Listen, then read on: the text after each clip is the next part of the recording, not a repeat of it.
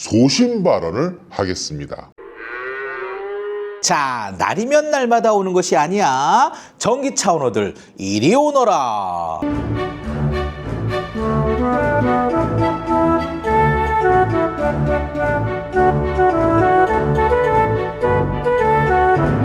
올 해피 투게더 농산당입니다.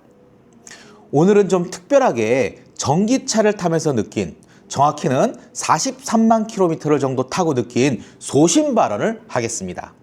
어떤 내용일지 궁금하시죠? 바로 저 볼트 EV, 코나 일렉트릭, 그리고 ID4에 대한 얘기입니다. 먼저 기본적인 내용에 대해 설명을 드려보겠습니다. 현재 저는요, 총 3대의 전기차 경험이 있습니다. 2017년에 구입한 쉐보레 볼트 EV가 첫 번째 전기차고요. 이 전기차 정말 열심히 타고 다녔습니다. 약 19만 킬로미터를 조금 더 타고 얼마 전 입양을 보냈습니다. 그리고 제가 두 번째로 구입한 전기차는 현대의 코나 일렉트릭입니다. 이 차는 현재도 운전을 하고 있고요. 대략 15만 킬로미터 중반대를 타고 있습니다.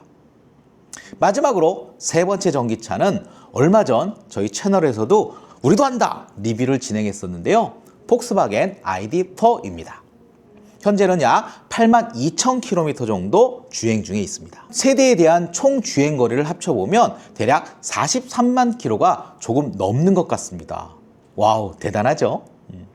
저희가 지난 리뷰를 하면서도 말씀드렸지만 전기차를 제가 타기 전에는 벤츠 E클래스와 B클래스, 즉 마이비를 운행했었습니다. 많은 분들이 전기차에 대한 장점과 단점이 무엇이냐고 많이 물어보셔서 오늘 시원하게 정리해 보도록 하겠습니다. 장점과 단점 중 어떤 것을 먼저 설명드릴까요? 아무래도 장점이 더 많다고 보니까 장점부터 말씀드리겠습니다.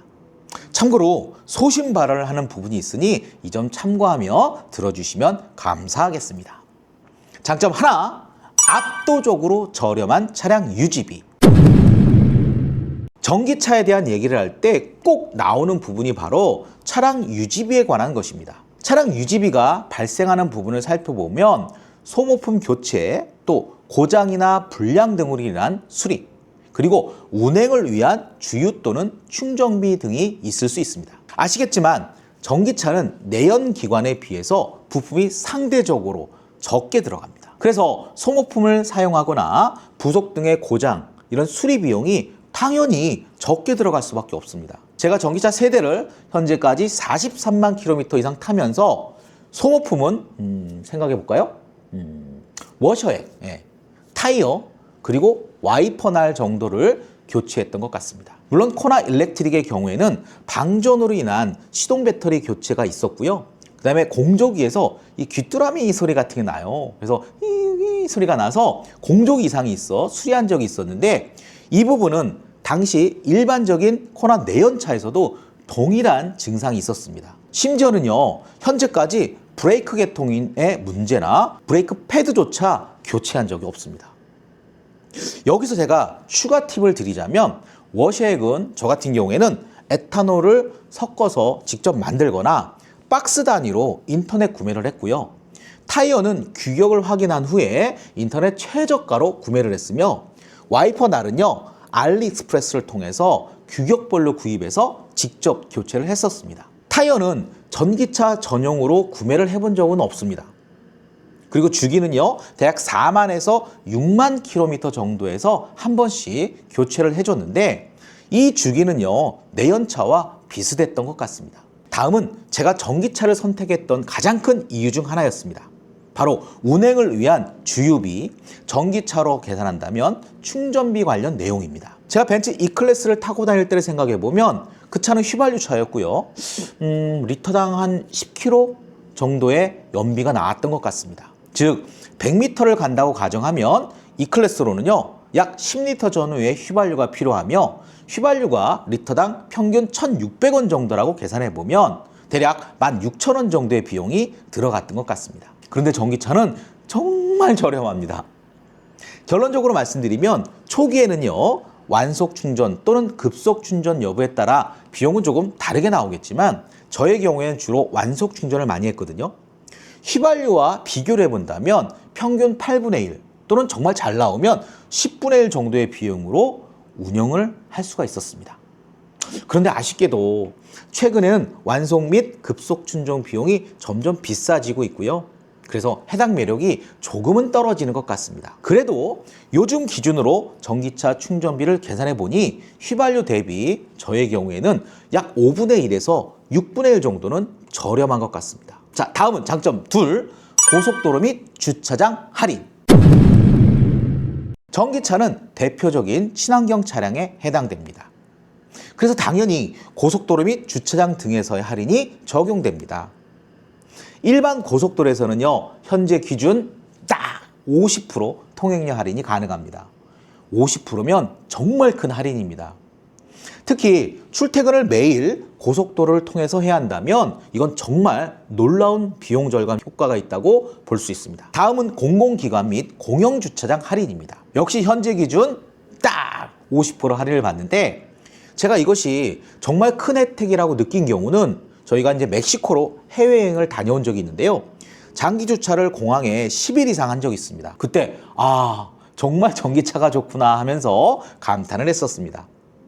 그런데 역시 아쉽게도요, 고속도로 통행료와 공영주차장 할인이 순차적으로 줄어든다고 합니다. 아쉽네요. 그래도 현재는 할인율이 50%입니다. 장점 셋, 조용함. 전기차를 처음 탈 때 생각이 납니다. 시동을 스타트 버튼을 눌러 켜는데 내연차를 생각하다 보니 시동이 안 걸린 줄 알고 여러 번 눌렀던 기억이 납니다. 즉, 전기차는 모터로 작동을 하다 보니 소음이 거의 없습니다. 당연히 조용한 주행이 가능한 부분이 장점입니다. 그런데 가끔 차량 자체가 너무 조용하다 보니까 터널 안이나 고속 주행 중 들리는 풍절음과 노면 소음이 상대적으로 크게 들리기도 합니다. 에피소드를 말씀드리면 차가 조용하다 보니까 사람들이 피하지 않는 거예요. 그래서 제가 일부러 창문을 좀 내리고 음악을 키우면서 다녔던 적도 있습니다. 그만큼 전기차는 조용합니다. 장점 넷, 풀파워. 전기차는 그냥 풀파워입니다. 즉, 언제든 나는 달릴 준비가 되어 있다, 이렇게 운전자에게 신호를 주고 있습니다. 전기차는 전기와 모터의 힘으로 작동을 하다 보니 당연히 악셀을 밟을 때 전기차라는 힘이 풀파워입니다. 그래서 전기차를 타면서 횡단보도 앞 정차 후에 신호가 바뀌어 출발할 때 그 어떤 차보다도 빠르게 달려나갑니다. 제가 2017년도에 볼트 EV를 탈 때 제 옆에 BMW M3가 있었습니다. 제가 운전하면서 잠깐 섰다가 이제 신호가 바뀌었잖아요. 운전자 눈을 한번 보고 출발을 했었는데 그 M3 운전자가 놀라서 제 차를 바라봤던 그런 일도 있었습니다. 즉, 순간적인 힘이 좋고 바로 반응을 하다 보니까 처음에 운전할 때 저도 살짝 당황을 했었습니다. 장점 다섯, 편의사양 증가. 흔히 전기차 하면 미래지향적인 이미지를 갖고 있고 또 실제로 많은 분들이 그렇게 떠올리고 계십니다. 그래서 전기차 붐이 일면서 자동차의 의미가 많이 달라진 것 같습니다. 즉, 자동차가 단순한 교통수단이 아닌 생활의 다양성과 편의성을 제공하고 함께 할 수 있는 수단으로 발전하고 있는 것 같습니다. 아마 여러분들 테슬라를 떠올리시면 쉽게 이해하실 수 있을 것입니다. 내연차도 당연히 많은 편의사양과 기능을 제공하지만 전기차는 어떻게 보면 이 디바이스 형태로 발전을 거듭하고 있는 것 같습니다. 효과적인 운행을 위한 보조 기능도 강화되고 엔터테인먼트 기능도 전기차의 붐과 함께 더욱 발전하고 있는 것 같습니다. 장점 여섯, 보조금. 전기차 구매 시 당연히 따져보고 검토를 해보는 것이 바로 보조금입니다. 보조금은 크게 국가 보조금과 지자체 보조금으로 구분할 수 있습니다. 저희 경우도 전기차 3대 중 2대에 대한 보조금을 받았는데 전기차 지원 역시 초기여서 대략 소형차 1대 정도의 보조금을 각각 받았던 것 같습니다. 와, 정말 큰 금액이죠. 그런데 전기차 보조금 3대 중 왜 2대냐고요? 제가 2022년 9월에 구입한 ID4는 당시 반도체 이슈와 전기차 대란으로 오히려 저는 웃돈을 주고 구매한 중고차였습니다. 해당 에피소드는요, ID4 리얼 리뷰편을 참고해보세요. 전기차는 역시 보조금이 얼마냐에 따라 구매에 대한 매력도가 달라지는 것 같습니다. 그런데 아쉽게도요, 2025년부터는 해마다 그랬듯 국가 보조금과 지자체 보조금 역시 줄어듭니다. 희망하기로는요, 보조금이 주는 이상으로 전기차 가격이 내려갔으면 좋겠습니다. 자, 지금까지는 이제 장점에 대해 알아봤는데요. 이번에는 전기차의 단점에 대해서도 알아볼까요? 전기차의 단점은 이 심리적인 부분도 꽤 있습니다. 단점 하나, 충전에 대한 불안감. 2017년 쉐보레 볼트 EV로 처음 전기차를 접하면서 저는 정말 만족도가 높았습니다. 근데 문제는 충전에 대한 불안감이 자꾸 생기는 부분입니다. 당시 쉐보레 볼트 EV는요, 1회 충전 시 공식 주행 가능 거리가 383km였습니다. 이 많은 분들이 안 믿으셨는데요. 여름 바로 직전, 즉 늦은 봄쯤에 제가 딱 시동을 켜니까 주행 가능 거리가 580km 정도까지 나온 적도 있었습니다. 그런데 앞서 말씀드렸듯이 충전을 풀로 하고 다니면 문제가 없는데 이동 거리가 길거나 멀어지면 충전에 대한 불안감이 정말 장난이 아닙니다. 저의 경우는요, 대략 계기판에 100km 전후로 주행이 가능하다고 뜨면 이 심리적인 부담이 점점 커졌습니다. 아니 이거 이러다가 가다가 멈추는 거 아니야? 그리고 다음 충전소가 어디 있지? 근데 그 충전소 충전기가 고장난 것은 아닌지, 말 그대로 불안, 그리고 또 불안이었습니다. 특히 에어컨이나 히터 같은 공조기를 틀거나 짐 또는 많은 인원이 탑승하게 되면 전비가 더 떨어지다 보니까 그 불안감은 지금도 아찔합니다. 겨울에는요, 충전 속도도 느려지고요, 주행 성능도 더 떨어집니다. 제가 2017년 겨울에요, 쉐보레 볼트 EV로 경남 사천을 다녀온 적이 있었습니다. 제가 경남 사천을 다녀오면서 고속도로에서만 급속 충전을 6번을 한 적이 있습니다. 와, 제가 그때는요, 정말 차를 버려버리고 싶었습니다. 다행히 요즘 전기차는 배터리 효율도 좋아지고요, 주행 가능 거리도 더 길어져서 그 불안은 줄어들었지만 그래도 충전에 대한 불안감은 늘 존재하는 것 같습니다. 단점 둘, 충전기 고장 및 충전의 불편함. 전기차는 기본적으로 배터리와 모터가 정말 중요합니다. 아직도 많은 분들이 전기차를 구매하실 때 충전에 대한 불편함을 많이 얘기합니다. 제가 2017년부터 전기차 충전을 꾸준히 해오면서 느낀 점은 흔히 말하는 집밥이 없으면 정말 불편하다는 것입니다.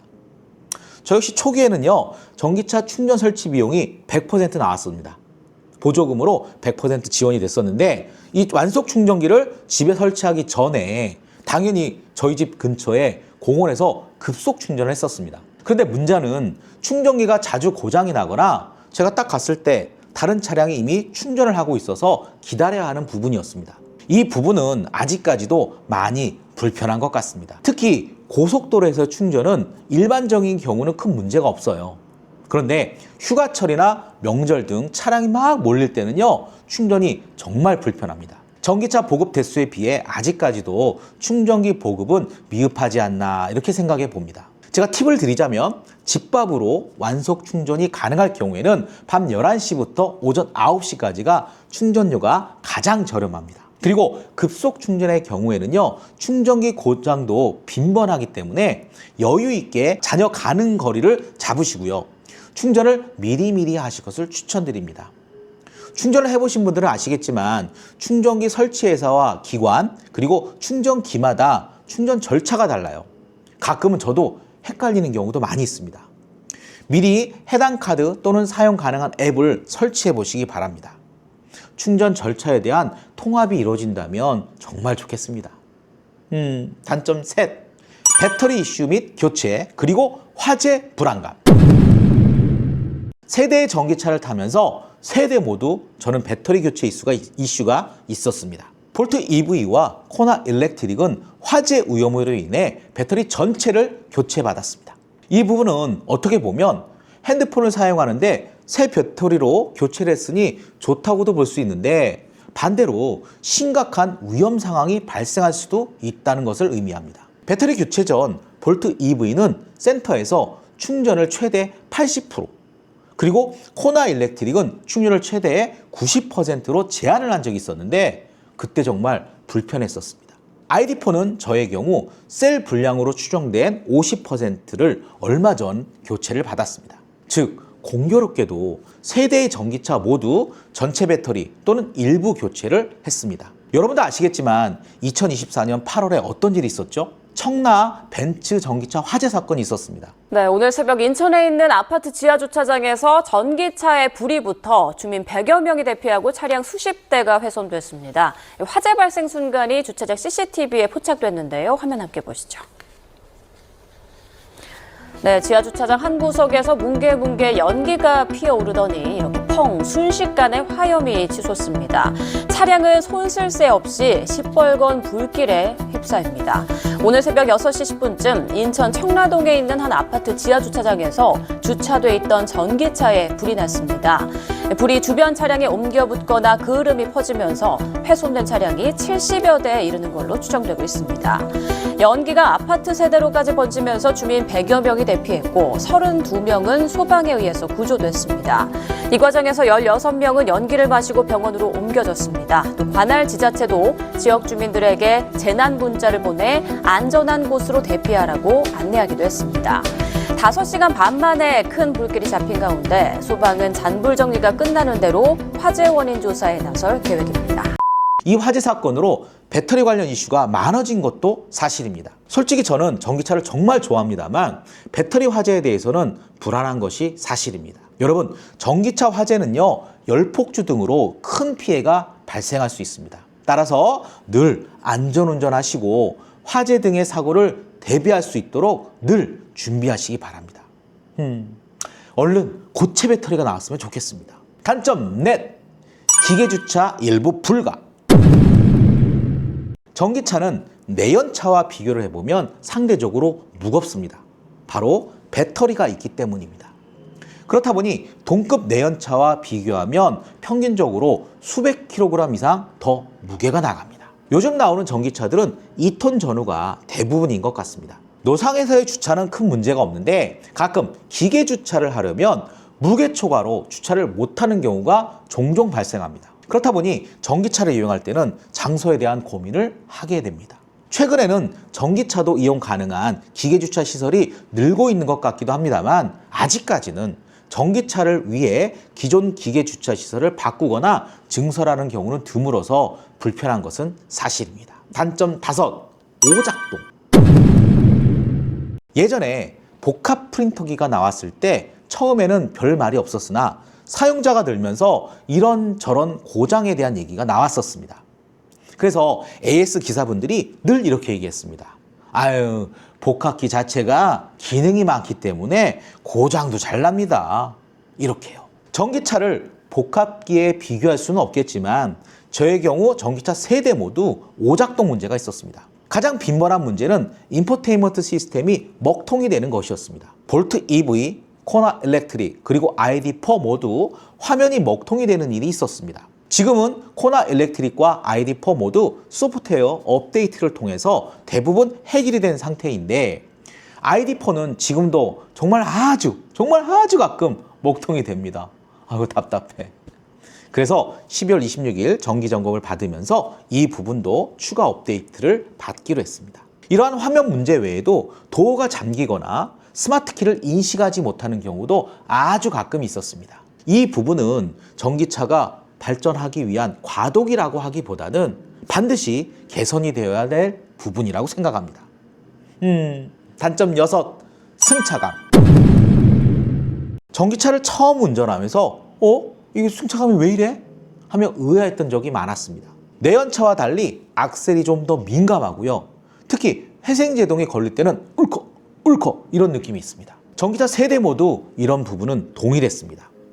특히 뒷자리에 앉아있는 경우에는요, 심한 경우 멀미까지 느낄 정도였습니다. 이 시간이 지나면서 전기차 운전 습관을 익히고 특히 회생제동에 대한 조정이 가능해지면서 승차감은 당연히 나아진 것 같습니다. 그럼에도 불구하고 내연차와 비교한다면 승차감은 특히 뒷좌석의 승차감은 많이 이질적인 것이 사실입니다. 이 고가의 전기차는 좀 다를 수 있다고 생각합니다. 에어서스가 적용된 전기차나 BMW i7 경우에는 승차감이 좋았습니다. 역시 전기차도 비싸면 비쌀수록 그 값어치를 하는 것 같습니다. 단점 7. 여전히 비싼 가격과 아쉬운 마감재. 요즘 전체적으로 물가도 오르고요. 차량 가격도 당연히 많이 비싸진 것 같습니다. 최근에는 국산차 가격도 많이 올라서 돈 없으면 수입차 산다는 말이 나오고도 있습니다. 전기차 구매 시 많은 고민을 하게 되는 부분이 바로 비용, 즉 가격적인 부분인 것 같습니다. 내연 기관 대비 아직도 가격이 상대적으로 비싸다 보니 보조금이나 전기차 할인이 없다면 구매가 망설여지는 것이 사실입니다. 전기차는 팔 때마다 손해를 보고 판다는 제조사의 말이 있기도 한데 소비자 입장에서는 이런 말은 쉽게 이해하는 것은 아닌 것 같습니다. 즉 이해하기가 쉽지 않습니다. 그리고 전기차를 타면서 느낀 점은 세대 모두 마감재가 좀 아쉬웠습니다. 원가 절감이라고는 하지만 차량 내부와 외부의 마감 상태나 또는 마감재 사용 여부를 보면 이 가격인데 마감재 수준이 왜 이렇지? 라는 말이 나옵니다. 개인적인 생각으로는요, 지금 전기차 가격은 대략 20에서 30% 정도 더 저렴해지면 적절하지 않을까 생각합니다. 자, 오늘은 전기차 세대 약 43만 킬로미터를 타고 느낀 실제 전기차의 장점과 단점에 대해 말씀드렸습니다. 전기차 구매 시 또는 선택을 하실 때 잘 참고해 보시면 좋을 것 같습니다. 농산당의 열혈당원이 되어주세요. 구독과 좋아요는 사랑입니다. 자, 여러분 오늘도 농산당 하세요.